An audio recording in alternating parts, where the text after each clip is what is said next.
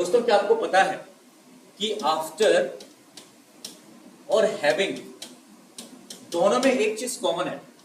After और having दोनों में एक चीज कॉमन है।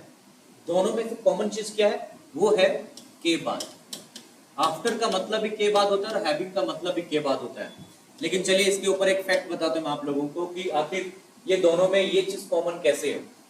तो आप सभी को पता है कि आफ्टर का मतलब के बाद होता है और हैविंग का मतलब कंफ्यूजन है ना? तो चलिए मैं आपको बताता हूँ।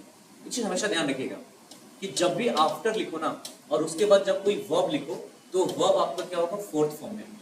ठीक है ना? ध्यान रखिएगा। लेकिन जब आप हैविंग यूज करो और हैविंग के बाद जब वर्ब यूज करो तो वर्ब आपका थर्ड फॉर्म में। Point be noted. After plus V4 की मीनिंग जो होगी वही हैविंग प्लस V3 वर्ब की थर्ड फॉर्म की मीनिंग होगी। Point be noted. हैविंग के बाद जो वर्ब की थर्ड फॉर्म है और आफ्टर के बाद वर्ब की फोर्थ फॉर्म है, दोनों की मीनिंग सेम होगी। ठीक है ना?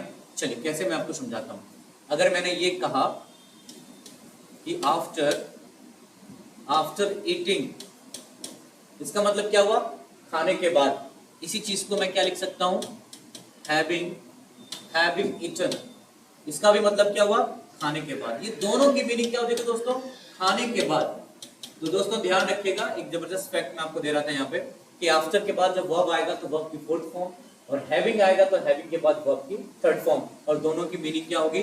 के बाद। दोनों की मीनिंग क्या होगी? के बाद, मतलब कोई भी काम करने के बाद। ठीक है ना?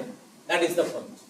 तो ऐसे ही इंटरेस्टिंग और ऐसे फैक्ट्स को जानने के लिए आप हमें फॉलो कर सकते हैं। नमस्कार दोस्तों।